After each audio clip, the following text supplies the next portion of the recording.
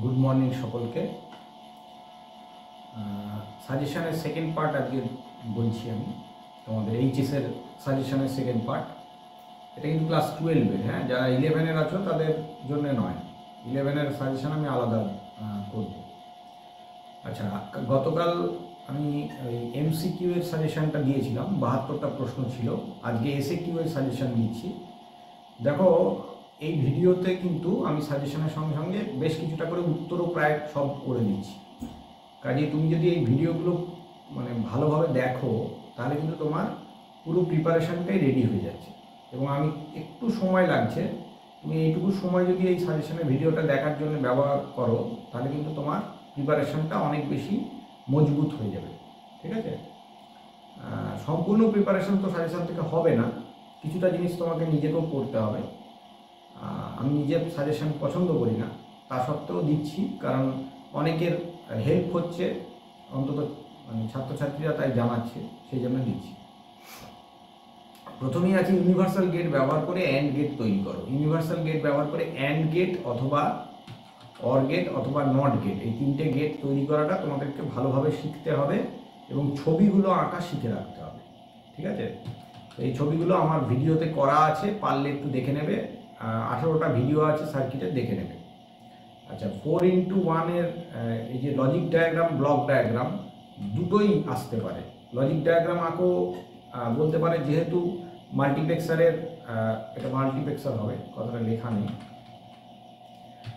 তো। মাল্টিপ্লেক্সারের ডায়াগ্রাম যেহেতু সহজ, ছোট, সেই কারণে এটা লজিক ডায়াগ্রামও আসতে পারে, ব্লক ডায়াগ্রামও আসতে পারে। কিন্তু 1 নম্বরের প্রশ্ন, যেটা এসএকিউ মানে তো 1 নম্বরের প্রশ্ন, 14টা থাকে, তো 1 নম্বরের প্রশ্নের জন্য ব্লক ডায়াগ্রাম আসার সম্ভাবনা বেশি। ব্লক ডায়াগ্রাম মানে কিন্তু অনলি একটা বাক্স, যেখানে ইনপুট থাকবে এবং আউটপুট থাকবে, কোনো সিলেকশন লাইন থাকবে বাইরে থেকে, ভেতরকার সার্কিটটা দেখাতে হবে না।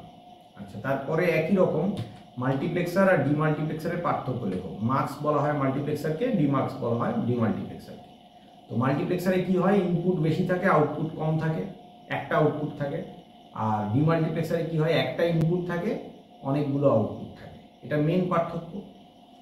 আর মাল্টিপ্লেক্সার যেমন ডেটা সিলেক্টর, মানে কোন ডেটাটা ইনপুটে যাবে সিলেক্ট করে, সিলেকশন লাইন।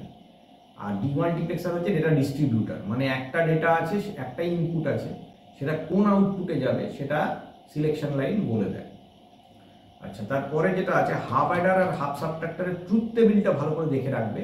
1 নম্বরের প্রশ্নে হাফ অ্যাডার বা হাফ সাবট্রাক্টরের ট্রুথ টেবিলের প্রশ্নটা আসে। ঠিক আছে? আচ্ছা, দুটোই প্রায় একই রকম ট্রুথ টেবিল, খালি হাফ সাবট্রাক্টরের জন্য বড় এক্সপ্রেশনে 0 1 0 0 হয়, আর ওখানে কি হয়, ক্যারির এক্সপ্রেশনে 0 0 0 1, এটা পার্থক্য, বাকিটা সেম। ঠিক আছে? আচ্ছা, ডিকোডার আর এনকোডার কি এটা পড়বে, আর পার্থক্যের মধ্যেও এনকোডার ডিকোডার পার্থক্যটা পড়বে। ঠিক আছে? কাকে বলে আর কি, মানে ডিকোডার হচ্ছে বাইনারি ডেটাকে কনভার্ট করে ইয়েতে অক্টাল, ডেসিমেল, হেক্সাডেসিমেলে, আর এনকোডার কি করে, উল্টোটা করে, মানে অক্টাল, ডেসিমেল, হেক্সাডেসিমেলকে বাইনারি ডেটায় কনভার্ট করে। আচ্ছা, নর গেট দিয়ে অর গেট অ্যান্ড গেট তৈরি করা, এই দুটো দেখে রাখবে।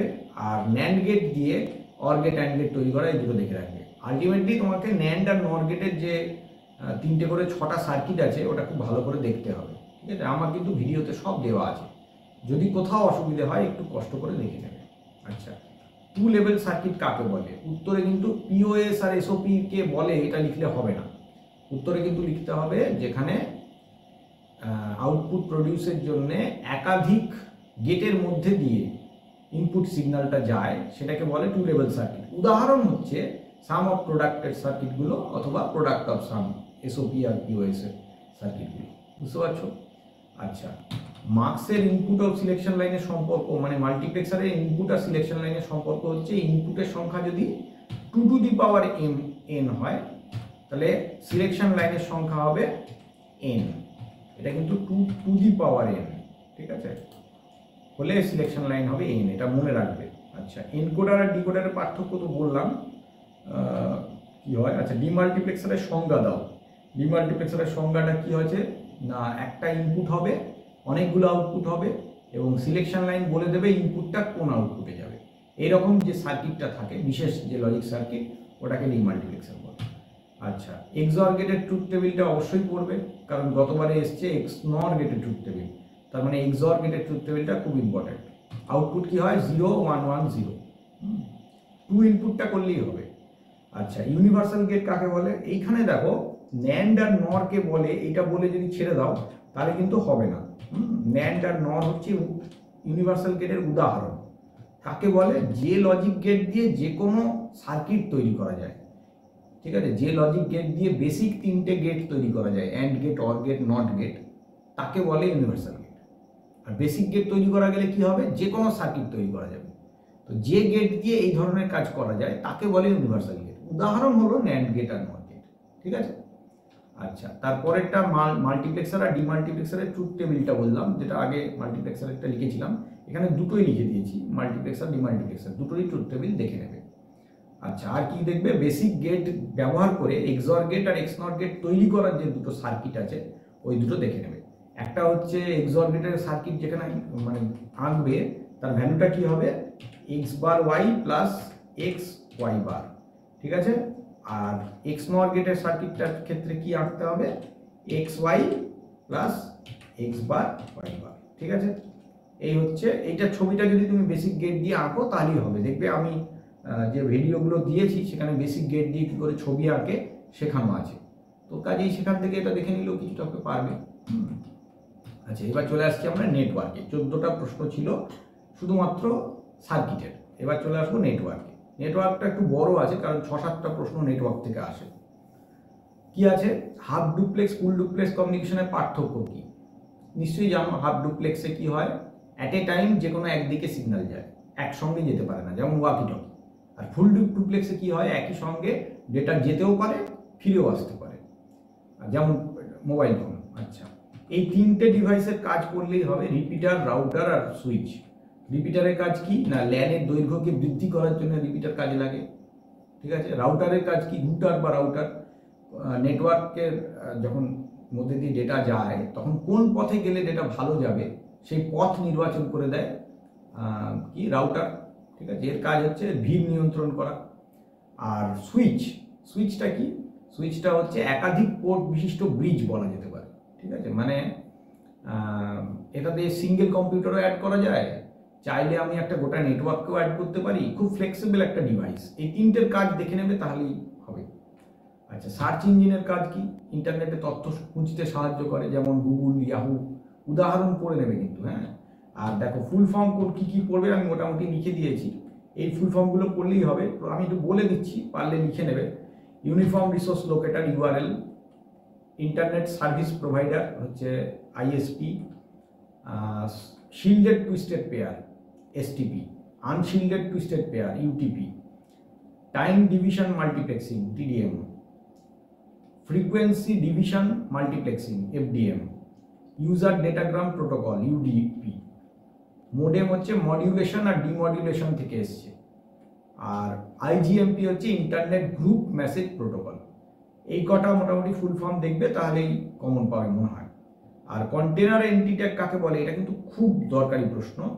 যে এইচটিএমএল ট্যাগের শুরু এবং শেষ থাকে তাকে বলে কন্টেনার ট্যাগ, যেমন বডি, হেড, এইচটিএমএল, টাইটেল সব। আর যে ট্যাগের শুরু আছে কিন্তু শেষ নেই তাকে বলে এমটি ট্যাগ। কেমন? যেমন ধরো বিআর, কিংবা ধরো এইচআর। বিআর মানে ব্রেকের জন্য ব্যবহার, এইচআর মানে হরাইজেন্টাল রুলের জন্য ব্যবহার করা হয়, বা মানে সোজা অনুভূমিক দাগ কাটার জন্য। এই ভিডিও আমার করা আছে, পারলে একটু দেখে নিও। আচ্ছা, তারপর একটা ইউএল আর ওয়েল এর পার্থক্য কি? ইউএল মানে আনঅর্ডার্ড লিস্ট, মানে যে লিস্টটা তৈরি হবে সেখানে বুলেট আকারে লেখাগুলো আসবে।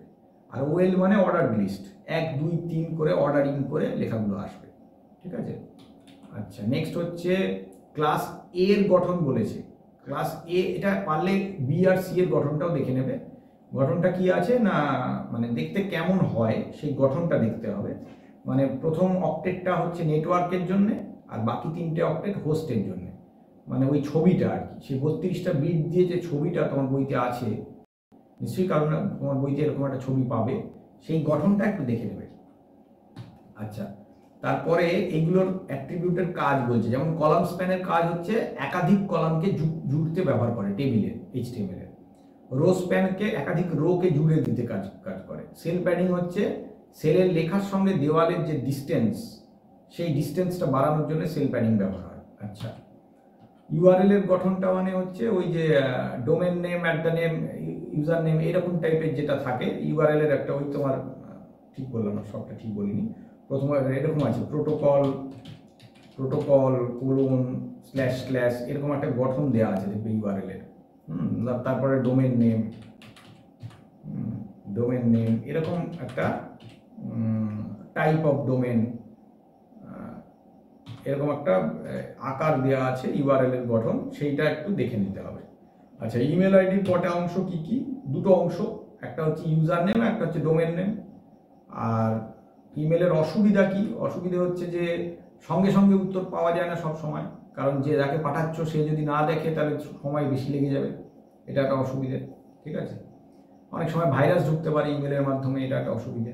ঠিক আছে, আচ্ছা, তারপরে এই ট্যাগগুলোর কাজ, ফন্ট ট্যাগের কি কাজ? ফন্ট ট্যাগের লেখাকে ফরম্যাট করে, আর বডি ট্যাগেরও তাই, দুটো করে অ্যাট্রিবিউট বলেছে। ফন্ট ট্যাগের অ্যাট্রিবিউট হচ্ছে একটা হলো ফেস, আর একটা হলো সাইজ, একটা হচ্ছে কালার, এগুলো সব ফন্ট ট্যাগের। ঠিক আছে, আর দ্বিতীয়টা যেটা আছে বডি ট্যাগের হচ্ছে, একটা তো জানো নিশ্চয়ই বিজি কালার, আর একটা হচ্ছে ব্যাকগ্রাউন্ড, ব্যাকগ্রাউন্ডে ছবি দেওয়ার জন্য ব্যবহার হয় ব্যাকগ্রাউন্ড। ঠিক আছে, আচ্ছা, নেক্সট হলো এইচটিএমএল এর টেক্সটের মানে পেজের মাঝে কিভাবে আনবে। খুব সহজ, এরকম ভাবে সেন্টার ট্যাগ দিয়ে দেবে একটা, আর স্ল্যাশ সেন্টার দেবে। ঠিক আছে, এবার এর ভেতরে তুমি যে লেখাটা লিখবে, হ্যাঁ, এই জায়গাটা যদি টেক্সট লেখো তাহলে ওটা কি হবে, পেজের মাঝখানে চলে আসবে। একটা কাজ করবে, এই টেক্সটটাকে একটা প্যারাগ্রাফ ট্যাগের ভেতরে লিখবে, কারণ সাধারণভাবে তো শুধু টেক্সট সাধারণত লেখা হয় না, লিখলেও কাজ হবে, তবু কোডিংটা এভাবে লিখবে ঠিক হবে। আচ্ছা, তারপর ওয়েব ব্রাউজারের দুটো কাজ লেখো। ওয়েব ব্রাউজার কি কাজ করে? একটা হচ্ছে ওয়েব পেজ খুলতে সাহায্য করে, আর কি করে, ইন্টারনেটে তথ্য আপলোড ডাউনলোড করতে সাহায্য করে। আচ্ছা, তারপরে স্টার আর বাস টোপোলজি দুটো বৈশিষ্ট্য অবশ্যই লিখবে, খুব সহজ প্রশ্ন। স্টারে যেমন হাব ব্যবহার হয়, বাসে ব্যাকবোন কেবল বা ট্রাঙ্ক ব্যবহার হয়, বড় একটা কেবল। আচ্ছা, স্টারে আর কি হয়? স্টারে হচ্ছে ত্রুটি চিহ্নিত করা সহজ, কেবল খুলে খুলে দেখা যায়। বাসের ক্ষেত্রে কি হয়, তার কম লাগে, যেহেতু একটা বড় বাস দিয়ে সব কানেক্ট করা থাকে, বৈশিষ্ট্য পারবে। আচ্ছা, 10টি ডিভাইস যুক্ত মেশ নেটওয়ার্কে কটা তার থাকে? ফর্মুলাটা হচ্ছে n ইন্টু n-1/2। এবার এখানে যদি n এর ভ্যালু তুমি 10 বসাও তাহলে কত আসবে দেখো, 45 আসবে। কেন? কারণ 10 ইন্টু 9/2 মানে 90/2 ইজিক্যাল টু কত, 45। এইভাবে ক্যালকুলেট করতে হবে, ফর্মুলাটা মনে রাখবে। আচ্ছা, তারপরে এই যে ট্যাগগুলো আছে প্রত্যেকটার কাজ লাগবে, যেমন কমেন্ট ট্যাগের কাজ, কমেন্ট ট্যাগ এইভাবে দেখে রাখো, এরকম দিয়ে তুমি যাই লিখবে সেই লেখাগুলো তুমি ইচ্ছে মতো এইচটিএমএল এ লিখতে পারো, এই এক্সক্লামেটারি সাইন দিয়ে। এই লেখাটার কাজটা কি, ওই তুমি কোনো মন্তব্য লিখতে পারো, তার আউটপুটে সেটা কোনো এফেক্ট দেখা যায় না, এটাই এর কাজ। আচ্ছা, টিএইচ হচ্ছে টেবিলের হেডার দেওয়ার জন্য ব্যবহার হয়। টাইটেল ট্যাগ তো ওয়েব পেজের টাইটেল দিতে কাজে লাগে। বিআর মানে লাইন ব্রেক করতে কাজে লাগে। এইচআর কি কাজে লাগে, হরাইজন্টাল রুলার মানে একটা অনুভূমিক দাগ টানতে সাহায্য করে। পি মানে প্যারাগ্রাফ ট্যাগ, প্যারাগ্রাফ তৈরি করতে সাহায্য করে। ঠিক আছে, আচ্ছা, তারপরেরটা কি আছে, টিসিপি/আইপি কি? টিসিপি/আইপি একটা প্রোটোকল, ঠিক আছে, ট্রান্সমিশন কন্ট্রোল প্রোটোকল আর ইন্টারনেট প্রোটোকলের সমন্বয়ে গঠিত। এছাড়া টিসিপি/আইপির ভেতরে আরো অনেকগুলো প্রোটোকল কাজ করে, একটু দেখে নিয়ে নিজে লিখবে তাহলে সুবিধা হবে। ঠিক আছে, আচ্ছা, ফায়ারওয়ালের সংজ্ঞা দাও। ফায়ারওয়াল কি? একটা নেটওয়ার্ক সিকিউরিটি টুল। নেটওয়ার্ক সিকিউরিটি টুল, নেটওয়ার্ক সিকিউরিটি টুল নেটওয়ার্কটা মানে নেটওয়ার্ককে বাইরের আনঅথরাইজ অ্যাক্সেসের হাত থেকে রক্ষা করার জন্য ব্যবহার হয়। ফায়ারওয়ালের মধ্যে কিন্তু হার্ডওয়্যার আর সফটওয়্যার দুটো মিলিতভাবে কাজ করে, বুঝতে পারলেন? আচ্ছা, টেক্সটকে বোল্ড ইটালিক করার কোড কীরকম হবে? ওই যেভাবে আমি ওই তোমার সেন্টারে নিয়ে গেলাম ওরকম একটা প্যারাগ্রাফের মধ্যে আগে টেক্সটটাকে লেখো, তারপর এই জায়গাতে তুমি টেক্সট হিসেবে একটা উদাহরণ যে কোনো একটা ইংরেজি লাইন লিখতে পারো, যেমন ধরো Ratan is a bad boy, এরকম একটা উদাহরণ দিতে পারো। ঠিক আছে, আচ্ছা, বোল্ড করার জন্য বি দেবে, দুদিকে বি দিয়ে শুরু করবে, স্ল্যাশ বি দিয়ে শেষ করবে, আর ইটালিককে আই দিয়ে দেবে, তাহলে আই দিয়ে শুরু করে দিতে হবে। তাহলে এটা করলে বোল্ডও হবে, ইটালিকও হবে। কিংবা তুমি আলাদা আলাদা করে দুটো দেখাতে পারো, তাও পারো, অসুবিধা নেই। দুটো সার্চ ইঞ্জিনের আর দুটো ওয়েব ব্রাউজারের নাম লাগবে। সার্চ ইঞ্জিন কি কি আছে? গুগল একটা আছে, google.com, আর একটা yahoo.com অথবা bing.com, এগুলো সব হবে, ঠিক আছে। আর একটা কি আছে? ওয়েব ব্রাউজার, দুটো ওয়েব ব্রাউজারের নাম, একটা হচ্ছে গুগল ক্রোম, খেয়াল রেখো এটা কিন্তু আলাদা, হ্যাঁ, গুগল ক্রোম একটা, অপেরা একটা, ফায়ারফক্স একটা, এগুলো হবে, হ্যাঁ, মজিলা ফায়ারফক্স, এগুলো হবে, হ্যাঁ। কিন্তু খেয়াল রেখো google.com, yahoo.com আর গুগল ক্রোম দুটো আলাদা জিনিস। একটা ওয়েব ব্রাউজার আছে, ওয়েব ব্রাউজার হচ্ছে গুগল ক্রোম, আর ওয়েব সার্চ ইঞ্জিন হচ্ছে google.com, খেয়াল রেখো কিন্তু, হ্যাঁ। আচ্ছা, বড রেট কাকে বলে? প্রতি সেকেন্ডে কোনো সিগন্যালের দশা পরিবর্তনের, ফেজ পরিবর্তনের হারকে বলে বড রেট। আচ্ছা, এই লেখাটাকে ছোট হেডিং দিয়ে লিখবে কিভাবে? কিছুই না, একটা H6 হচ্ছে সবচেয়ে ছোট হেডিং, H6 দিয়ে শুরু করবে, /H6 দিয়ে শেষ করবে, এর ভেতরে ওই লেখাটাকে ঢুকিয়ে দেবে, যা লেখা আছে এটাকে ওর ভেতরে ঢুকিয়ে দেবে, অসুবিধা কি আছে? Capital of Delhi is the capital of India হবে বোধ হয়, এখানে একটা লাইনটা ভুল আছে, এটা হবে Delhi is the capital of India.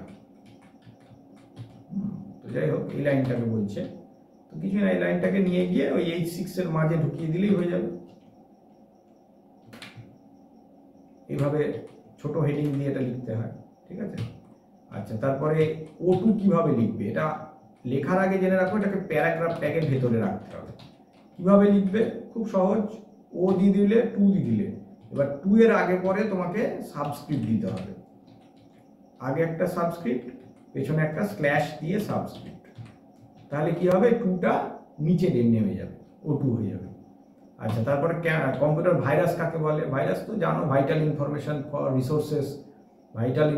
Resources under সিজ, মানে একটা ক্ষতিকারক কম্পিউটার প্রোগ্রাম যেটা মানে অজান্তে, ইউজারের অজান্তে কম্পিউটারে ঢুকে যায় এবং বিভিন্ন ফাইল ফোল্ডারের ক্ষতি করতে থাকে। আমার এই ভাইরাসের ওপর ভিডিও করা আছে, পারলে ইচ্ছে করলে দেখতে পারো। আচ্ছা, প্রোটোকল কাকে বলে? হার্ডওয়্যার আর সফটওয়্যারের কম্বিনেশন, যেটা কি করে? নেটওয়ার্ককে ডেটা আদান প্রদানের কিছু নিয়মাবলী আছে যেগুলো প্রোটোকলের মধ্যে লেখা থাকে। একটু পড়ে নেবে, দু ধরনের প্রোটোকল আছে, কানেকশন ওরিয়েন্টেড, কানেকশন লেস, পারলে একটু পড়ে নেবে। বেসব্যান্ড আর ব্রডব্যান্ড নেটওয়ার্ক কাকে বলে? বেসব্যান্ড মানে যখন কোনো নেটওয়ার্কে তারের মধ্যে দিয়ে বা চ্যানেলের মধ্যে দিয়ে একটাই সিগন্যাল যায়, ওটাকে বেসব্যান্ড নেটওয়ার্ক বলে। যখন একটা তারের ভেতর দিয়ে একই সময়ে একাধিক সিগন্যাল যায়, ওটাকে ব্রডব্যান্ড নেটওয়ার্ক বলে, ঠিক আছে। একটু পড়ে নিও, ভালো করে হয়ে গেল। এটা হয়ে গেল আমাদের নেটওয়ার্ক। এবার ডেটাবেসে চলে যাবো। ডেটাবেস থেকে কিন্তু ছোট ছোট চ্যাপ্টার, কাজে বেশি সময় লাগবে না। ডেটাবেস ইনস্ট্যান্স কি? ডেটাবেসের কোনো মুহূর্তে ডেটাবেসের যে মানে ছবিটা, সামগ্রিক যে চিত্রটা, স্কিমাটা, ওটাকে ডেটাবেস ইনস্ট্যান্স বলে, ঠিক আছে। এবং কোনো টেবিলের যদি ইনস্ট্যান্স বলা হয়, তাহলে কিন্তু টেবিলের কোনো রিলেশনের যদি ইনস্ট্যান্স বলা হয়, তাহলে টেবিলের একটা রোকে বোঝানো হবে, এটা খেয়াল রাখবে। এন্টিটি ইনস্ট্যান্স বললে টেবিলের একটা রোকে বা একটা সিঙ্গেল এন্টিটিকে বোঝানো হবে। এটা কিন্তু ডেটাবেস ইনস্ট্যান্স আর এন্টিটি ইনস্ট্যান্স আলাদা, খেয়াল রাখবে। আচ্ছা, নেটওয়ার্ক ডেটা মডেলের বৈশিষ্ট্য লেখো, ডেটা মডেলের মধ্যে পাবে। আচ্ছা, নর্মালাইজেশনের সংজ্ঞা হচ্ছে ডেটাবেসকে মানে রিডান্ডেন্সি মুক্ত করার জন্য, মানে একই ভ্যালু যাতে বারবার না দেওয়া হয় তার জন্য কি করা হয়? টেবিলগুলোকে ছোট ছোট ছোট ছোট করে ভাঙা হয়। এই পদ্ধতিটাকে বলা হয় নর্মালাইজেশন, ঠিক আছে। আচ্ছা, তারপরেরটা কয়েকটা কি আছে, একটু মুখস্থ করতে হবে, কষ্ট করে মুখস্থ করতে হবে। তোমরা যেটা জানো না আমি সেগুলো বলে দিই। যেমন কম্পোজিট কিটা না জানতে পারো। কম্পোজিট কি মানে যখন কোনো কি তৈরি করার জন্য, কি মানে কি? কি মানে হচ্ছে কোনো টেবিলের এক বা একাধিক অ্যাট্রিবিউট, মানে কলাম, এক বা একাধিক কলাম। তো যে কি এর জন্য একাধিক কলাম থাকে তাকে বলে কম্পোজিট কি। এটা প্রাইমারি কি হতে পারে, ক্যান্ডিডেট কি হতে পারে, সুপার কি হতে পারে, যে কোনো কি হতে পারে, ঠিক আছে। আচ্ছা, আরেকটা জিনিস তোমরা হয়তো জানো না, উইক এন্টিটি সেট। যে এন্টিটি সেটের নিজস্ব কোনো প্রাইমারি কি নেই, অন্য এন্টিটি সেটের প্রাইমারি কি ধার নেয় প্রত্যেকটা এন্টিটিকে চেনানোর জন্য, তাকে বলে উইক এন্টিটি সেট। আর বাকিগুলো খুব কমন আছে। এন্টিটি কাকে বলে বলে দিই। এন্টিটি মানে একটা স্বাধীন সত্তা, যেটাকে ইউনিকলি আইডেন্টিফাই করা যায়। বাস্তব জগতে অবস্থিত একটা কোনো বস্তু যেটাকে আলাদা করে চেনা যায়, তাকে বলে এন্টিটি, ঠিক আছে। আচ্ছা, তারপরে এইটা তো আমি এমসিকিউ এর সময় করিয়েছি, ডিগ্রি আর কার্ডিনালিটি একটা দিয়ে দেবে, 4টে রো 5টা কলাম আছে, ডিগ্রি কত? উত্তর হচ্ছে 5টা কলাম, তার মানে 5, ঠিক আছে। আচ্ছা, কার্ডিনালিটি কত? 4টে রো, তাহলে 4 কার্ডিনালিটি। এই কার্ডিনালিটি আর ডিগ্রি দিয়ে কিন্তু প্রশ্ন আসার সম্ভাবনা খুব বেশি। আচ্ছা, ডেটা ডিকশনারি আর মেটা ডেটা কাকে বলে এটা দেখে নেবে। মেটা ডেটা মানে ডেটা অ্যাবাউট ডেটা। হ্যাঁ, ডেটা ডিকশনারিতে কি থাকে? আমরা যে ডেটাবেসে টেবিল তৈরি করি, যে টেবিলের মধ্যে কলাম তৈরি করি, কলামের যে সাইজ লিখি, যে প্রাইমারি কি করি, যে ফরেন কি করি, এই সমস্ত ইনফরমেশনগুলো স্টোর করা থাকে ডেটা ডিকশনারির মধ্যে। এবং যে টেবিলে এগুলো স্টোর থাকে সেগুলোকে বলে সিস্টেম টেবিল। এই সিস্টেম টেবিল দিয়ে তৈরি হয় মেটা ডেটা। তো এটা তোমার পেয়ে যাবে, দেখবে তোমরা ডেটাবেসের এর মধ্যে পেয়ে যাবে, বইতে একটু দেখবে। চলে এসেছি শেষের দিকে, এমএস এক্সেল। এমএস এক্সেলে একটা খুব সহজ প্রশ্ন, A1 সেলের মধ্যে 30-এর বেশি হলে পাস হবে, অন্যথায় ফেল হবে। এটা ফর্মুলাটা লিখতে বলছে। এবারে ফর্মুলাটা কিভাবে লিখবে? এভাবে, ইজিক্যাল টু ইফ, ব্র্যাকেটের মধ্যে লিখবে A1 greater than 30, greater than equal to, বেশি বলেছে তাহলে ইজিক্যাল টু লাগবে না, গ্রেটার দেন 30, কমা দিয়ে এখানে লিখে দেবে পাস, ডবল ইনভার্ট কমা দিয়ে, কমা, আবার ডবল ইনভার্টেড কমার মধ্যে fail, double inverted comma close, bracket close. এখানে একটা এন্টারের চিহ্ন দিতে হবে, এন্টারের চিহ্ন মানে এরকম দিয়ে এরকম, ব্যাস, তাহলে এটা হলো ফর্মুলা। আচ্ছা, আরেকটা বলেছে ইফের সিনট্যাক্স লেখো।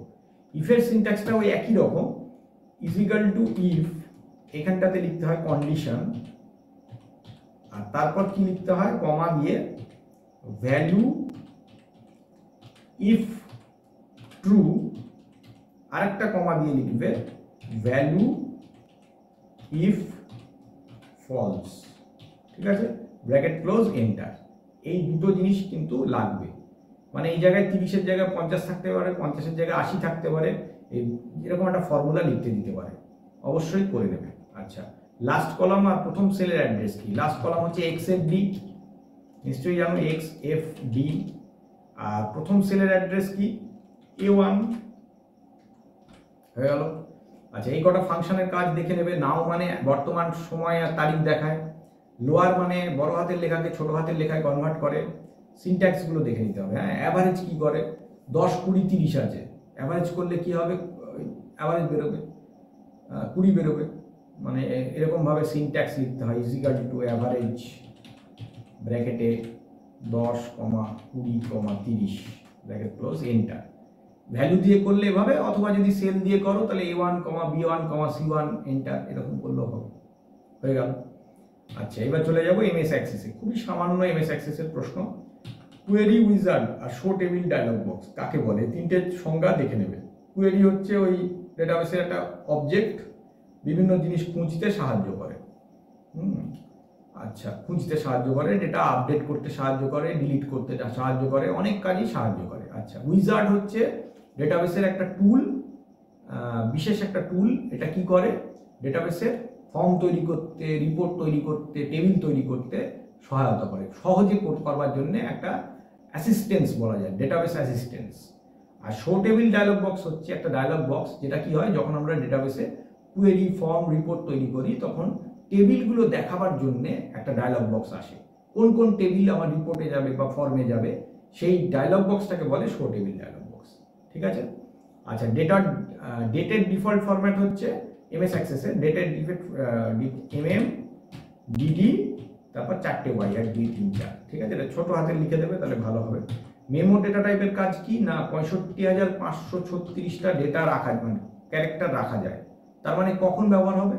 যখন প্রচুর ক্যারেক্টার ইনপুট করতে হবে ওই ফিল্ডে, তখন এটা ব্যবহার হবে। সাধারণত অ্যাড্রেস রাখার জন্য ব্যবহার হয়, ঠিক আছে। আর এই শেষেরটা কি, জন্ম তারিখ, ব্লাড গ্রুপ, এরা কোন ধরনের মানে ডেটা টাইপ দিয়ে রাখতে পারবো? যেমন জন্ম তারিখটা ডেট টাইম বলে একটা ডেটা টাইপ আছে, ডেট অবলিক টাইম, ওইটাতে রাখতে পারবো।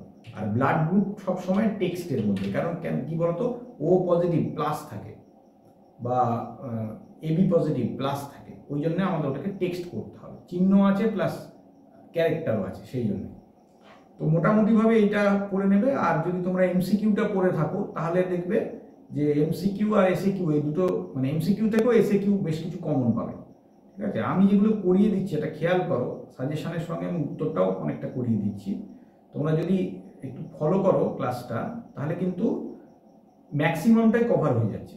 মানে শুধু আমার ক্লাসটাই যদি ভালো করে ফলো করো, তাহলে পরেই কিন্তু তোমার প্রিপারেশন হয়ে যাচ্ছে। এর সঙ্গে খুব বেশি হলে আধ ঘন্টা একটু নিজেকে পড়তে হবে, তারপর তুমি দেখবে যে প্রিপারেশন রেডি হয়ে যাচ্ছে। বড় প্রশ্নের জন্য এবার আমি পরের দিন থেকে দেওয়ার চেষ্টা করছি। তো আজকে এই ক্লাসে এইটুকুই রাখছি। ভালো লাগলে অবশ্যই লাইক করবে, আর কোনো কিছু প্রশ্ন থাকলে প্রশ্ন করবে, কমেন্ট করবে। থ্যাংক ইউ সকলকে, এখানেই শেষ করলাম।